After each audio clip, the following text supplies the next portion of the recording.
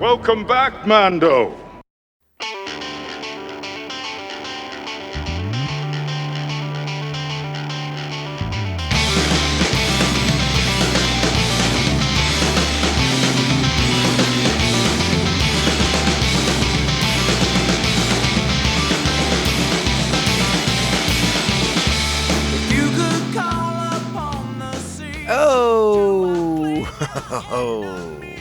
Greetings, Bucketheads. Mevar Tagar. Welcome to our 350th Loth-Wolf loving episode of Mandovision. I am your host, Nargai Tom. Thank you so much for checking out this small, independent Star Wars podcast. We're so glad you're here. Reach out to us on the socials at Mando_Vision on X and Insta, Mandovision at Blue Sky, and of course you can email the show, mandovisiontom@gmail.com. Make sure to like, subscribe, follow, and share this show with all the Mandalorians in your covert.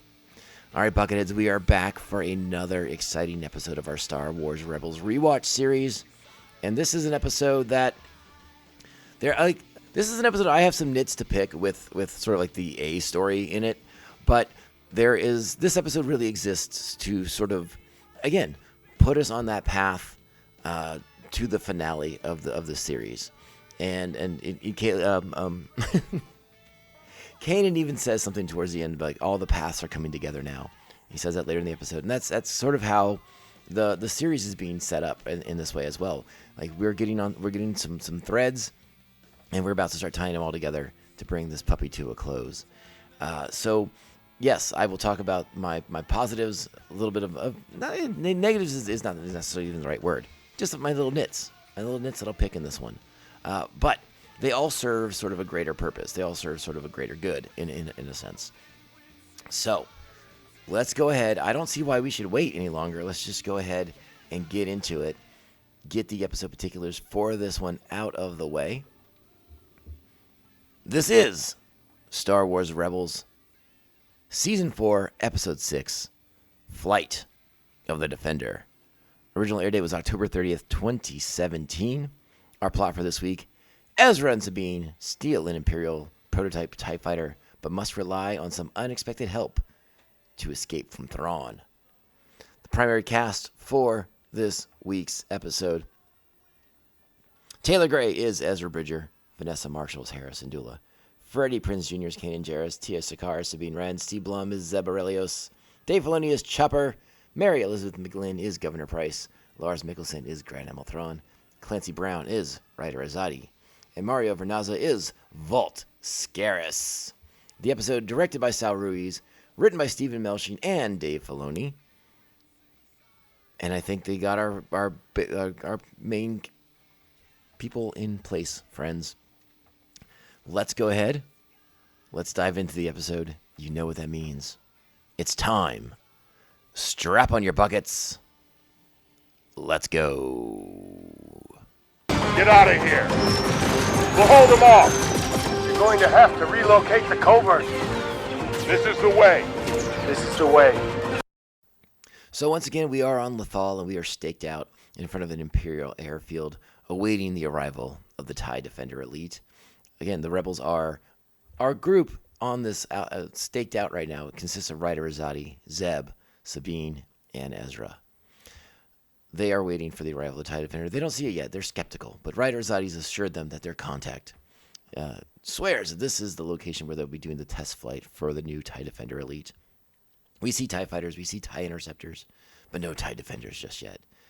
But we also get the presence of a lot of Lothcats hanging around, gravitating towards Ezra in particular.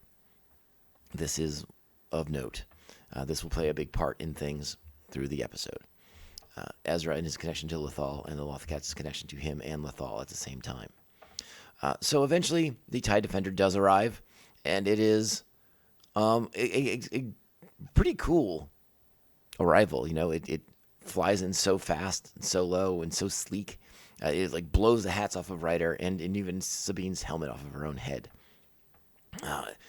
And I do sort of like how the Lothcats anticipated their arrival before the ship even flew overhead.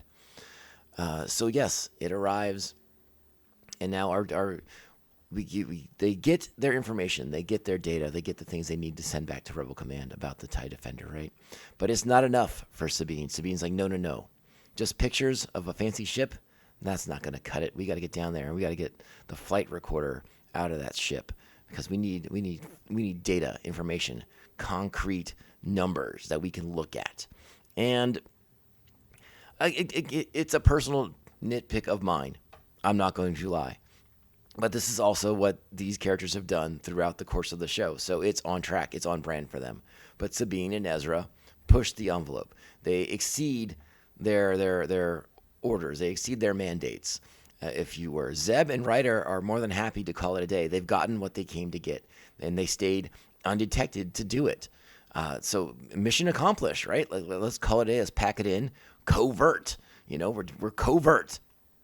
Sabine and Ezra less concerned about covert, all about the overt. So they're going to sneak down there. Ryder and Zeb don't put up much of an argument against it. And I feel like, at least for Zeb at this point, it probably stems from the fact that he knows that no matter what he says, they're going to do what they're going to do. And so Sabine and Ezra sneak down to the base. Sabine's going to go into the TIE Defender Elite and get that flight recorder so they can get all that information. Well, it's taken some time, and the arrival of Governor Price and Admiral Theron, Grand Admiral Theron, signals that, hey, we gotta wrap this up. But Sabine, it being Sabine, continues to push and just has wants Ezra to come up with the stall, the distraction. And actually, I need to back up because the way they infiltrate the TIE Defender Elite initially involves the distraction from Loth-Cats, the two stormtroopers that are there guarding it. These Loth-Cats go out there and they cause a distraction. And these stormtroopers in particular, I think it's fair to say this is a blanket statement, all right? And maybe you'll call me out on it, but stormtroopers in general, not good people. Not good people. These two in particular, just shooting at an innocent Loth-Cat for no real good reason, I found it very upsetting. I did. I found it very upsetting. But then the Loth-Cats, they are not to be trifled with. So they leap up and attack the stormtroopers and provoke them and get them to chase them away from the TIE Defender so that Sabine can infiltrate the TIE Defender. But the funny part is like the Loth-Cats go off and the stormtroopers decide to pursue them. We check back on these stormtroopers later in the episode, like after several different things have happened in the course of the episode, and we found out that these stormtroopers pursued these Loth-Cats quite a distance from the airfield, at like way beyond what I think they should have just packed it in and called it a day after chasing the Loth-Cats off. So when you rewatch this episode, pay attention to that when it checks back in, 10 minutes down the road. You're like, wait a second, they're still chasing those Loth-Cats up into the mountains, up into the hills? What? Okay. So some oddities in this episode. Maybe for the sake of the humor, but some oddities nonetheless. So now we are at Sabine telling Ezra that he needs to stall, come up with a distraction, and this is when Ezra first catches sight of something that he can't believe. Across the airfield, up in the hills, in the distance, we see as well a new-ish. we see a Loth-Wolf. All right, for the first time we see one actualized in reality, not just a cave painting. A Loth-Wolf on the wall, or a Loth-Wolf on the hill, perched above it, looking at Ezra. Eyes locked, contact being made. And Ezra can't quite believe his eyes, and he is distracted from creating the distraction, and thus he is discovered by Imperials. And combat ensues. This is the distraction that Sabine needs. It's gone a little overboard, but we also capture the attention of Admiral Theron. And Price and everyone else, and they want to capture Ezra. And Theron feels content to just watch this play out, which I feel is a little weird as well. But again, the TIE Defender stuff is important overall, but what this episode is really about is setting up the Loth-Wolves and their connection to Lothal to Ezra and to events that will be coming soon. So we are gonna dance around some of the stuff the Loth-Wolves do in this episode, and we don't want to foreshadow too much of what is coming from the Loth-Wolves. So bear with me as I sort of be vague in some senses and then get a little bit more detailed in others. All right, so the distractions in effect. Ryder and Zeb, they bail. They're like, this is no good. We got to get out of here because this has gone too far. Eventually, our heroes are going to just decide, you know what, let's just steal the TIE Defender Elite anyways. And that's basically what they do. Sabine takes the pilot seat. Ezra basically will eventually come on board. And we're going to blow up a lot of the airfield. And we're going to take some shots at Thrawn in the process. But Thrawn stands his ground, pulls his blaster out, and doesn't seem to do much damage to the TIE Defender, which is shielded if memory serves. And we fly off into the distance. Now, Governor Price knows that they have an automated kill switch for the TIE Defender. They could just put the sucker down right now. But Thrawn wants to use that as a chance to explore the combat capabilities of the ship. And he's not quite sure who else is in there with Ezra. He doesn't know. He will determine eventually that it is Sabine and not Hera. And eventually he also makes note that, hey, the TIE Defender, this is a pretty good spacecraft if a inferior pilot like Ezra Bridger is able to do so much damage against other Imperial ships. Like we have ourselves a real legitimate weapon here. So pay attention to the combat between the ships. It is good. It is well done. It is well executed. Thrawn's sort of laissez-faire attitude towards this whole encounter is interesting to me. I don't know if I feel like it's very Thrawn, but it's also kind of like not at the same time, in my opinion. And if you're old like me, you might know what I mean, because I sometimes still have to reconcile this Kanan Thrawn versus Legends Thrawn. Legends Thrawn I feel is the superior Thrawn, but that's just me. But eventually, they do what they have to do, and it is time to hit that kill switch. And it's right when Sabine disables the ship's transponder signal. That's when Thrawn realizes that Sabine is the one in the ship, and that Hera was not piloting, or else the combat wouldn't have gone on as long as it did. So now he knows which rebels are there. They blow up the ship. Not blow up the ship. They kill switch it, so they're blowing off the different wings of the Defender. Sabine is able to interrupt the process and be able to keep one wing on the ship, so they're able to do a crash landing into the snowy hills of Lothal. Again, they are out in the wild, like this airfield, out away from everything else on Lothal. And Sabine decides to take the time to realize, hey, listen, this thing's got a flight computer and a navigomputer and all these other things, and it's got a hyperdrive, and Ryder needs a hyperdrive because his U-Wing doesn't have one. And wouldn't it be great if we could go back and forth between here and Rebel Command? So they're going to take the hyperdrive, too, off of the TIE Defender, while they are going to be pursued and searched for by the Imperials. The Imperials know exactly where they were tracked, where they crashed, and that are going to track them to that location. Again, this is more time for the visions that Ezra's seen, like the Lothcats and leading the way, and we'll get to the Loth-Wolf in a minute.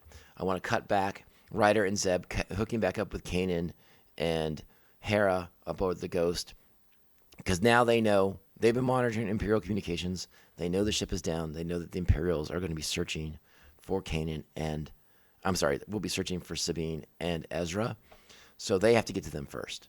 Yes, they made this mess, but they're not going to surrender them to the rebels or to the Empire. Oh my goodness. They are not going to surrender them to the Imperials, so they have to find them first. And again, our Sabine and Ezra just keep escalating this. I feel needlessly. Again, I am of the mindset that they should have just done the reconnaissance, gotten the intel they needed, and gotten out of there. But then it was like, let's take the flight recorder. Then it's like, oh, okay, now we're going to disable this, and now we're going to hey, the ship's got a hyperdrive. It goes from just taking the flight recorder information to stealing the TIE Defender itself to, well, it's crashed. Let's take its hyperdrive at the very least and give it to Ryder. So they keep kind of putting themselves in these weird spots. And once they make the decision to take the hyperdrive, I don't understand why Ezra just doesn't use the Force to carry the hyperdrive. I mean, isn't that what we mostly see the Force being used for? Is to like levitate and move things. So why couldn't he just pick up the hyperdrive with the Force instead of he and Sabine just dragging it and leaving trails wherever they go? Just something to think about. Something to think about. But it's in these moments when they're on the move with the hyperdrive that Ezra is seeing Loth-Cats, and Loth-Cats that apparently Sabine's not seeing. So are they hallucinations, or are they just elusive and only appearing to him? There's some questions there for sure. But the fact of the matter is Ezra's seeing them, and he's trusting them. They seem to be signaling to him, indicating him to go certain directions, take certain paths. And they lead him to the cave where they will stash the hyperdrive. And then this is when Ezra catches sight of the Loth-Wolf yet again. And he's like, Loth-Wolf. And then he turns around and it's gone. Except this time it's coming up behind Sabine. And we don't know, at this point in the show, we don't know what the Loth-Wolves mean. Again, it's a big giant creature. If you've seen Game of Thrones, think of direwolves. If you're not knowing what I'm talking about, they're big wolves, okay? But this Loth-Wolf comes up behind Sabine. She turns around, and we hear it, a very guttural command from the Loth-Wolf to sleep. And Sabine goes to sleep. And again, the wolf doesn't communicate much more with Ezra at this point. But we do see the white Loth-Cat climb atop its head, and we put together that there's a connection there between the Loth-Cats, the Loth-Wolves, Lothal itself. And I think we begin to sense there's a connection there to the Force. Again, it's not stated explicitly just yet. And Ezra's not sure what to do. At one point, he even grabs for his lightsaber.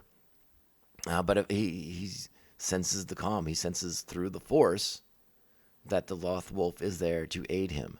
And so the Loth-Wolf sort of instructs Ezra to put him and Sabine and the flight recorder on top of him, and he's going to get them to safety. The Loth-Wolf will take them safely away from the Imperial search parties that are circling around in the sky with spotlights looking for them both to be captured.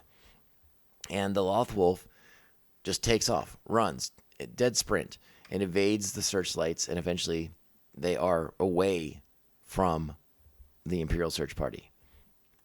And they get dropped off right before Kanan and Ezra and before Kanan and Hera and the rest of the Ghost arrives to pick them up. Because they don't see the Loth-Wolf either. They won't see the Loth-Wolf, but the Loth-Wolf drops them off. And Ezra asks the Loth-Wolf, why? Why would you help us? And it says a word that we don't quite understand just yet. It says doom. And that's all we know. And that's a word that can be taken to mean many, many things at this point in the show. But we're going to put a little pin in this moment right here, because this is something we're going to come back to later, because this becomes very, very important in a few episodes. And we'll talk about it. We'll circle back and connect those dots when we get to it. But that's basically where we go from there. Now, again, everyone thinks everyone thinks Ezra's a little off his game because he's seen Loth-Wolves and Loth-Cats right under his eyes like Loth-Wolves. No one's seen these. And again, Ezra's told of this. No one's seen a Loth-Wolf for hundreds of years. They have just disappeared from the planet. And that will be... We'll learn more about that next week. Trust me. So, but they all sort of like just dismiss it.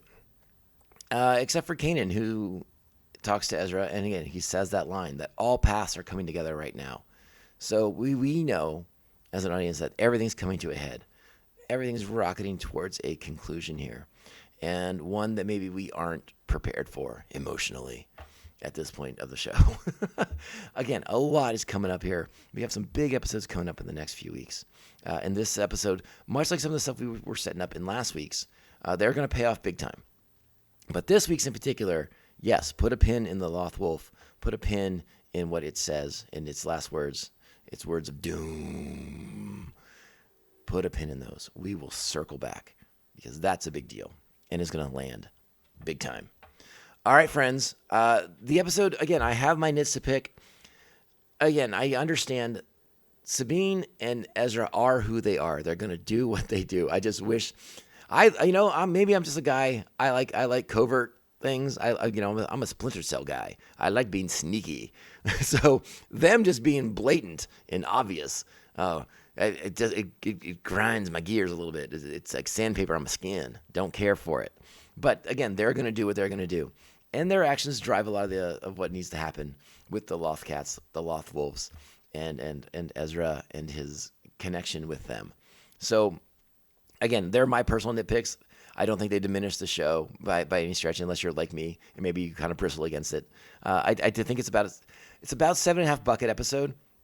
I think Thrawn's a little out of character. I wish he was a tad more aggressive here. He had these rebels right in front of him, and he doesn't. I don't think he does enough to stop them. Or else he's just surrounded by the most buffoonish of Imperials. You decide. So these are my little nits to pick in this episode, but there's a lot of good stuff in here and a lot of things that will, again, when we circle back to it, will make a lot more sense as we recontextualize the episode after we see a handful more. So 7.5 buckets for me, an enjoyable episode for the most part, but yes, not amazing, not amazing. And that's that. And we got another one for you coming next week because we, again, rocketing towards the finale of Star Wars Rebels. So 7.5 buckets for this one. And then I can't wait to talk to you guys about next week because next week's a big episode as well. Again, all paths coming together. It's happening, friends. All right, let's get out of here. Let's wrap this show up. I want to thank you guys, as always, for being amazing supporters of the show, Buckethead Nation. You continue to be the best of the best of the best. And I wouldn't be here without you. So go out there, be great Star Wars fans, kind, supportive, respectful, understanding, patient, tolerant, all the good things that we like to do and be here in the Star Wars fandom. And we'll be back next week with another exciting episode of Star Wars Rebels Rewatch. But remember, in the meantime, this podcast, it only ends one way. This is the way. This is the way. This is the way. This is the way. You expect me to search the galaxy for the home of this creature and deliver it to a race of enemy sorcerers? This is the way. I would like to see the baby. Admiral, we have enemy ships in Sector 47. It's a trap!